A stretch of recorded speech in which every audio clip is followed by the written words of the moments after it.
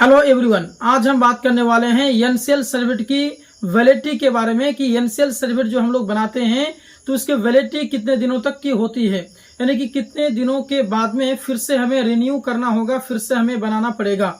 क्योंकि इसके बारे में आपको पता है कि एनसीएल सर्टिफिकेट किसका बनता है किसका नहीं बनता है, इसके बारे में मैंने पिछले वीडियो में बताया है। उसके बाद में ये भी बताया कि एनसीएल सर्टिफिकेट क्यों बनाना जरूरी है, कौन कौन से एग्जाम्स में या फिर आपके जो जॉब्स वगैरह होते हैं तो किस में एनसीएल सर्टिफिकेट लगता है, इसके बारे में बातें गुजर चुकी हैं। तो आज के इस वीडियो में मैं आपको शॉर्ट वीडियो में बताने वाला हूं कि एनसीएल सर्टिफिकेट जो है वो उसकी वैलिडिटी कितने दिनों तक की होती है। तो आप लोगों से निवेदन है कि आप लोग इस वीडियो को शुरू से लेकर के आखिर तक जरूर देखें और वीडियो अगर पसंद आया तो इस वीडियो को लाइक जरूर करें।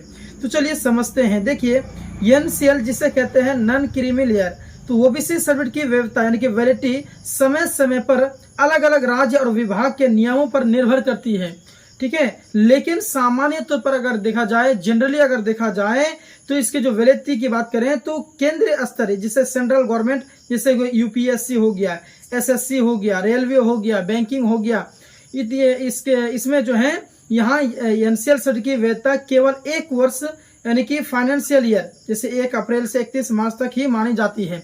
कहने का मतलब है कि अगर आप लोग अपना एनसीएल अगर जैसे यूपीएससी वाले एग्जाम जो होते हैं, जो जॉब्स वगैरह होते हैं उसमें बहाली जो होती है उसमें अगर लगाना चाहते हैं, या जो एसएससी हो गया, रेलवे हो गया, बैंकिंग हो गया, इसमें अगर आप लोग एनसीएल लगाना चाहते हैं तो आप ये देख लें कि आपके जो एनसीएल से वो कितना दिनों तक का बना हुआ है। अगर 1 साल से पुराना है तो उसको आप फिर से दोबारा बना लें, क्योंकि उसकी जो वैलिडिटी जो होती है ना वो आपके जो फाइनेंशियल जो ईयर होता है कि 1 अप्रैल से 31 मार्च तक जो होते हैं तो उन्हीं के मतलब के बीच में जो है वो यानी कि 1 साल माना जाता है। तो 1 साल के अंदर ही का होना चाहिए, पुराना नहीं होना चाहिए।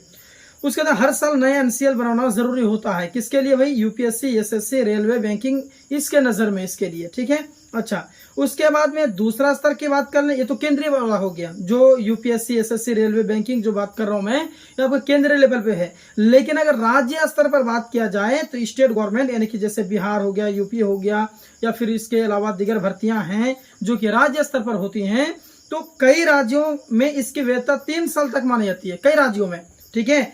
अच्छा, ऐसा नहीं कह सकते सभी के कॉमन है, सभी के कॉमन नहीं है भाई, ठीक है। लेकिन भर्ती हो गया, एडमिशन के समय प्राय 1 साल के अंदर जारी किया गया प्रमाण पत्र ही स्वीकार किया जाता है, ठीक है। अच्छा, अगर मतलब कि भर्ती वगैरह में अगर हो तो 3 साल तक का मान्य हो रहता है।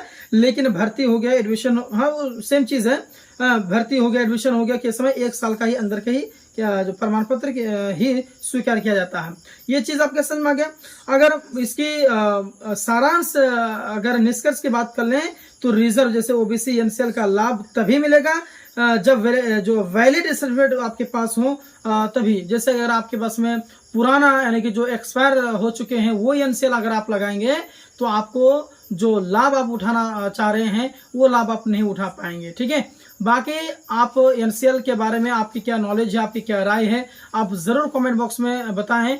अगर आपको ये वीडियो अच्छा लगा है तो इस वीडियो को एक लाइक जरूर कर दें, इस चैनल को सपोर्ट करें, सब्सक्राइब करें। मिलते हैं एक और क्लास के साथ में एक और वीडियो में, तब तक के लिए धन्यवाद।